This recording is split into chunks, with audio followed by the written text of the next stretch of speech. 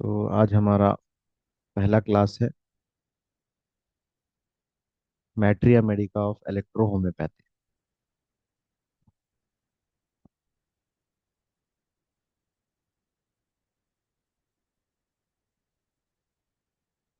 मैट्रिया medica of EH. ठीक है, इसके बारे में हम पढ़ेंगे। तो मेनली इसमें हम लोग क्या क्या डिस्कस करने वाले हैं उसके बारे में मैं ओवरव्यू दे देता हूँ। इसमें पूरे हम 60 रेमेडीज के बारे में बात करेंगे, जिसमें 38 ओरिजिनल है और 22 कंपाउंड है। तो इसमें क्या क्या बात करेंगे इन रेमेडीज में, इनके प्लांट्स क्या क्या है, प्लांट्स क्या है वो बात करेंगे, प्लांट्स के यूजेस, वो सब इसमें नहीं आएगा। ठीक है। और सेकंड, इन रेमेडीज के यूजेस क्या है इसके बारे में बात करेंगे। ठीक है। थर्ड, इस इन रेमेडीज के साथ कौन सी रेमेडी कंबाइन करना बेहतर है, कॉम्बिनेशन करना हो। यानी जैसा कि एग्जांपल के तौर पर S1 है, S1 के साथ कौन सा बेस्ट रेमेडी है जो ऐड करने से और अच्छे रिजल्ट्स आएंगे, तो कंबाइन करने के बारे में बात करेंगे। और फोर्थ है आपके एक्स्ट्रा यूजेस। ठीक है, डिसीजेस में, कौन से डिसीजेस में, ये तो यूजेस इंडिकेशंस आएंगे। ठीक है। और डिसीजेस, कौन से डिसीजेस में आपको, और साथ में एक्सपीरियंस भी मिलेगा, पर्सनल एक्सपीरियंस। ठीक है, ये तीनों का कॉम्बिनेशन, ये फोर चीज़ें आपको इस क्लास से मिलने वाली। ठीक है। तो ये 60 रेमेडीज में अगर ये सब चीज़ें अगर आप पढ़ लेंगे, इनके प्लांट्स कितने हैं, सिर्फ प्लांट्स कितने हैं वो याद रहेंगे, नाम भी याद रहेंगे, तो उसके लिए काफ़ी। यूजेस क्या है, इस रेमेडीज के यूजेस क्या है, और किन रेमेडीज के साथ मिला के देने से अच्छा फायदा होगा, और किन डिसीजेस में आप दे सकते हैं, और फिर चीज पर्सनल एक्सपीरियंस, जो रेमेडीज हम ज़्यादा इस्तेमाल करते हैं हमारे क्लिनिक पे या कोई भी दूसरे डॉक्टर्स के, उसको भी मैं बताऊंगा। ठीक है। तो आज बात करेंगे हम, पहला ग्रुप जो हमारा है स्क्रोफोलोसो ग्रुप, तो हमें मालूम है, एक बार रिपीट करेंगे। पहला ग्रुप है स्क्रोफोलोसो ग्रुप, सेकंड आता कैंसरोसो ग्रुप। ठीक है। थर्ड आता एंजियोटिकस ग्रुप, इसके नाम याद करना है आपको पहली चीज, लिम्फेटिकस ग्रुप। ठीक है। Vermi फ्यूगस group. नेक्स्ट है वेनेरियस। सेवेंथ है आपका इलेक्ट्रिसिटीज। एट्थ है आपका एपीपी। नेक्स्ट है नाइन्थ लास्ट, फेब्री फ्यूगस। ठीक है। तो इसमें हम वन बाय वन पढ़ेंगे, स्क्रोफोलोसो पढ़ेंगे, फिर कैंसरोसो, फिर एंजियोटिको, फिर लिम्फेटिको, वर्मी फ्यूगो, वर्मी, वेनेरियस, फेब्री फ्यूगो, इलेक्ट्रिसिटीज, फिर लास्ट में एपीपी। और एक भी है हमारे पास, वो है सिंथेसिस। ये तो कंबाइंड रेमेडी है, आखिरी में हम पढ़ लेंगे इसके बाद। ठीक है। तो ये आपका सिलेबस है इलेक्ट्रो होम्योपैथी में, यानी मैट्रिया मेडिका ऑफ इलेक्ट्रो होम्योपैथी। फिर इसके बाद चार चीज़ें मैं आपको एक्स्ट्रा देने वाला हूँ। बताया था मैंने आपको, पल्स डायग्नोसिस। ठीक है। और टेम्परमेंट को किस तरह इजीली आप मालूम कर सकते हैं। ठीक है। और प्रिस्क्रिप्शन लिखना। ठीक है, किस तरह प्रिस्क्राइब करना है मेडिसिन, और पूरा स्टार्टिंग से लेके, नेम से लेके लास्ट में जो सिग्नेचर करते हैं हम, वहां तक के बीच में क्या आना चाहिए। ठीक है, इसके बारे में हम लोग डिस्कस करेंगे। ठीक है। और एक लास्ट चीज है, जो फोर्थ चीज है मैं आपको बताने वाला हूँ, वो है 45 पॉइंट्स। ठीक है। 45 पॉइंट्स बहुत इंपॉर्टेंट है इलेक्ट्रोहोम्योपैथी। जैसे मैंने बताया था आप लोगों को, फर्स्ट हम लोग फंक्शनल रेमेडी देंगे, सेकंड है स्ट्रक्चरल रेमेडी देंगे, थर्ड है सिम्टोमेटिक रेमेडी देंगे, फोर्थ है टेम्परामेंटल रेमेडी देंगे। अब सिम्टोमेटिक में आप तीन चीज़ें ऑप्शन, ड्रॉप्स, टैबलेट या सिरप, या तो कंबाइन भी कर सकते हैं। थर्ड में दो रेमेडीज रखते हैं, 3-1 3-2, ड्रॉप्स में भी और टैबलेट्स में, या टैबलेट्स में या सिरप, या फिर तीनों भी दे सकते हैं। अगर ज़्यादा प्रॉब्लम आए तो आपके रेमेडीज बन जाएंगे 1 2 3 में 3 है, 3 4 5 बन जाएंगे, फिर 6th 1 ये तीन रेमेडीज एक्स्ट्रा बन जाएंगे सिम्टोमेटिक, क्योंकि सिम्टम्स जल्दी कम कंट्रोल करना है पेशेंट। और टेम्परमेंट के अगर यहाँ पे अगर ऐड करेंगे तो 5th नंबर में आपको मिलेगा एप्लीकेशन रेमेडी। ठीक है, एप्लीकेशन रेमेडी यानी 45 पॉइंट्स में से अगर किसी को पेट में दर्द है तो पेट में कोई सा पॉइंट है जिस पे लगाने से मेडिसिन का इफेक्ट और बढ़ेगा और पेशेंट को जल्दी राहत मिलेगी। ये तो सिम्टोमेटिक रेमेडी आप दे रहे हैं, उनको साथ में आपको एप्लीकेशन रेमेडी भी देना जरूरी है ताकि पेन जल्द से जल्द रिलीज हो सके। लोकल एरिया में आप काम कर रहे हैं, लोकल एप्लीकेशन बोल सकते हैं इसको। ठीक है, ये तो बहुत इंपॉर्टेंट 45 पॉइंट्स। तो ये 45 पॉइंट्स को भी हम डिस्कस करेंगे।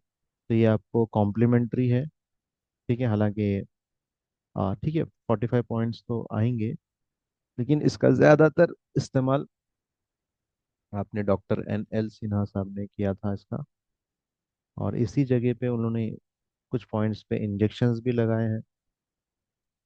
ये सब क्यूटीनेस है।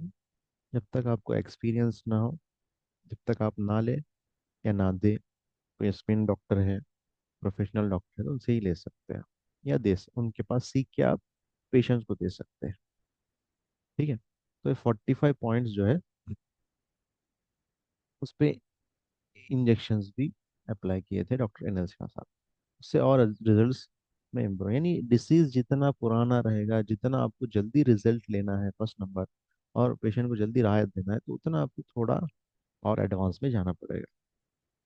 ठीक है, तो ये सब चीज़ें हम जानेंगे जैसे जैसे क्लासेस आगे बढ़ेंगे। तो आइए थोड़ा आज कुछ और पढ़ लेते हैं हम लोग। तो आज हम बात करेंगे स्क्रोफोलोसो ग्रुप।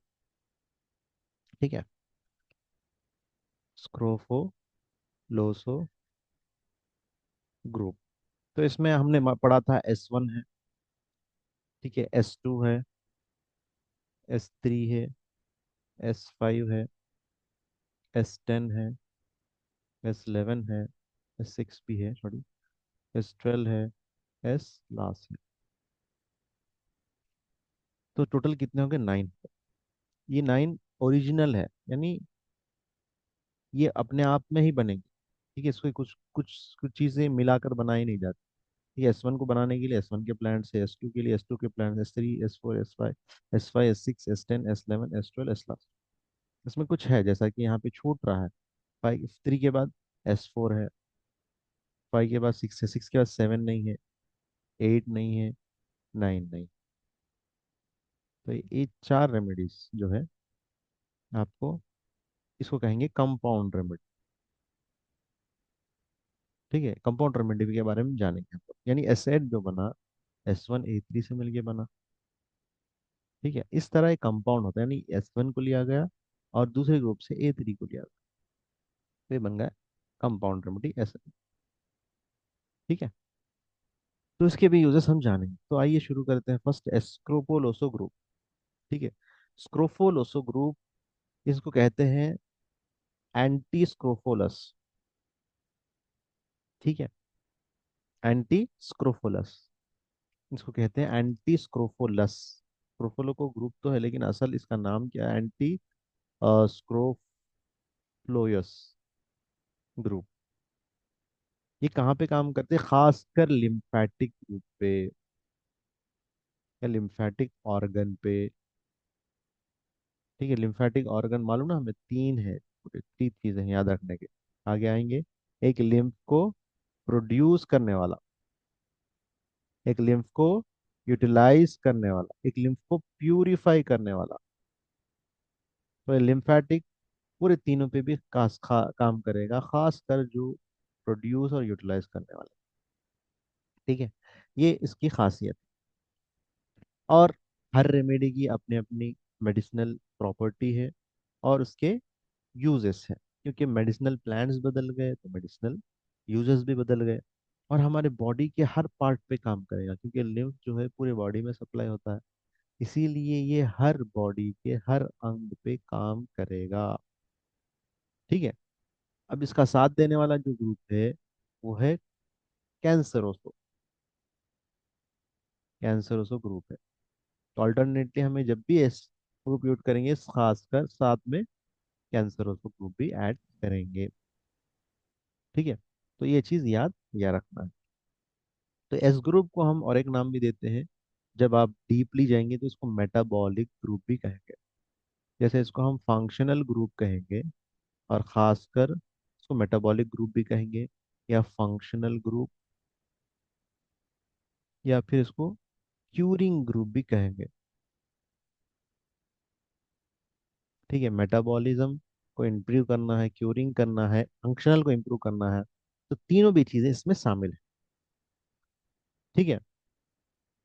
तो ये क्या करते हैं, पहली चीज तो इनका काम है इम्यूनिटी को बढ़ाना, क्योंकि लिम्फ से ही ताल्लुक है इम्यूनिटी का। तो लिम्फ अच्छा होगा तो इम्यूनिटी बढ़ेगी, इम्यूनिटी बढ़ेगी तो बॉडी के अंदर आपको एनर्जी बढ़ेगी। ठीक है। और ये ग्रुप जो है ना, खासकर दो ग्रुप से बहुत हेल्पफुल होता है। एक है एल ग्रुप, यानी आप जब भी एस ग्रुप लेंगे उसके साथ या तो एल ग्रुप ऐड करेंगे या फिर ए ग्रुप ऐड करेंगे, तो इनके साथ अच्छा काम करता है। अगर लिम्फ में ही प्रॉब्लम है तो एल ग्रुप को ऐड करेंगे आप। अगर लिम्फ चैनल में ब्लड के जरिए से प्रॉब्लम आ रहा तो ए ग्रुप ऐड करेंगे आप। ठीक है। तो बहुत इंपॉर्टेंट है, इससे क्या होता है, आपका लिम्फेटिक चैनल भी इंप्रूव होगा और सर्कुलेटरी चैनल भी इंप्रूव होगा, क्योंकि ए ग्रुप में ए3 है ना, जो है सिंगोइन टेम्पैरेमेंट के लिए, एल है लिम्फेटिक टेम्पैरेमेंट के लिए। तो एस ग्रुप जो लिम्फ मेटाबॉलिज्म को इम्प्रूव करेगा, अगर वो बंदा लिम्फेटिक टेम्पैरेमेंट का हो तो आप लिम्फ ग्रुप ऐड करें। अगर वो पेशेंट ए ग्रुप, ए सेंगवाइन का हो तो ए ग्रुप ऐड करें। और इस तरह आप क्या करेंगे, आपका फॉर्मूला बनने के लिए तैयार। ठीक है। तो ये चीज आपका इंट्रोडक्शन रहा एस। अब कुछ और चीजें मैं आपको एक्स्ट्रा बता देता हूँ एस ग्रुप के बारे में, क्योंकि जब तक आप असल हमारे डॉक्टर काउंट सीजन में मैटी की लॉजिक जो है, आपको याद रखना है, वो प्लांट्स को देख के स्टडी करते थे। यानी उनको प्लांट्स बताता था कि ये प्लांट ये पेशेंट के लिए, ये बीमारी के लिए काम करेगा। तो इतना उनका इन्हेंसमेंट था, इतना उनका नॉलेज था, इतना उनका लगाव था प्लांट से। तो आप प्लांट के फिजिकल, क्योंकि हम प्लांट के जो भी चीजें ले रही हैं वो चीजें इंसान के अंदर भी है, चाहे उसका बॉडी हो, चाहे उसका लिक्विड हो, चाहे उसका अंदर की फोर्स हो, सेम चीजें इंसान के अंदर भी है, बॉडी भी है, लिक्विड भी है, फोर्स भी है। ठीक है। तो तीनों चीजें मैच कर रहे हैं, तीन चीजें के मैच के साथ साथ मेंटल और फिजिकल मैच भी अगर हो जाए तो मेडिसिन में और अच्छा रिजल्ट्स आपको देखने को मिलेगा।